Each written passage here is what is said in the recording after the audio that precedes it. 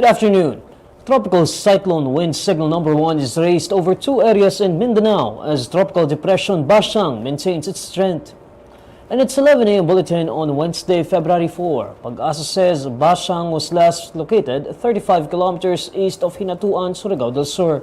It carries maximum sustained winds of 55 kilometers per hour and gustiness of up to 70 kilometers per hour. Signal number 1 is up over Surigao del Sur and the eastern portion of Surigao del Norte, including Siargao, Bukas Grande Islands. Areas under signal number 1 face a minimal to minor threat to life and property due to strong winds.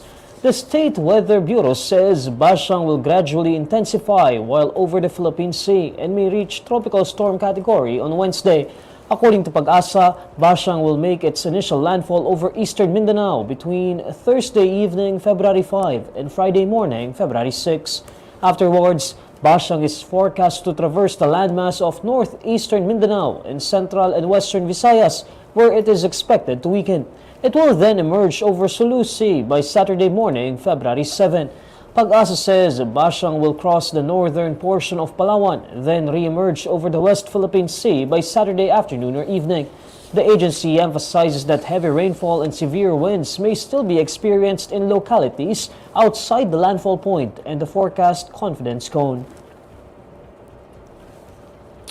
The latest social weather station survey shows Filipinos' net satisfaction rating of President Bongbong Marcos's performance is -3 or neutral. According to results released on Tuesday evening, February 3, the President received a -3 net rating in November 2025, hardly moving from -5 in September 2025. -3 is categorized as neutral, which ranges from +9 to -9. The SWS notes that Marcos posted a steep decline from +10 in June 2025 to -5 in September 2025. According to the SWS, net satisfaction rating are computed by subtracting the percentage of those surveyed who were dissatisfied from the percentage who were satisfied. The latest survey shows that 40% of adult Filipinos were satisfied with Marcos's performance, while 70% were neither satisfied nor dissatisfied, and 43% were dissatisfied. Compared to September 2025, the SWS says gross satisfaction with Marcos hardly moved from 39%. Gross undecided stayed at 70%, while gross dissatisfaction barely changed from 44% in September. The nationwide survey was conducted through face-to-face interviews with 1,200 adults aged 18 and above. The Philippine Navy rejects China's claim that the Philippines illegally designated a large-scale exercise zone in the West Philippine Sea. During a press briefing on Tuesday, February 3, Navy spokesperson for the West Philippine Sea, Rear Admiral Roy Vincent Trinidad, says the notice to airmen covering military activities from late January to March applies only to areas where the Philippines has sovereignty, sovereign rights, and jurisdiction. He says this includes Scarborough Shoal, which lies 229 kilometers off Zambales.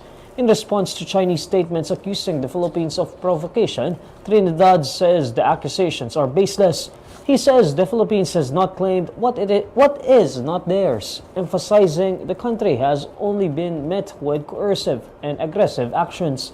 Trinidad stresses that issuing notices to airmen and mariners is a standard practice among professional militaries. He says it does not restrict freedom of navigation or overflight. The People's Liberation Army said an H-6K bomber took part in a sea-air combat readiness patrol near Scarborough Shoal. This after the Philippines allegedly designated an exercise zone covering what Beijing claims as its territorial waters and airspace. China's Ministry of National Defense earlier called the Philippines delusional for attempting to conduct exercises near the shoal. Beijing said it lodged diplomatic protests and vowed to safeguard its maritime rights. Trinidad dismisses those claims, saying no provision of international law supports China's position. He emphasizes that the Philippines has never been the reason for aggression in the West Philippine Sea. And these are the stories you need to know today. I'm Neil Mercado. Follow INQUIRER.net on Facebook, X, YouTube, TikTok, Instagram, and Reddit. For more stories, visit INQUIRER.net. Good afternoon.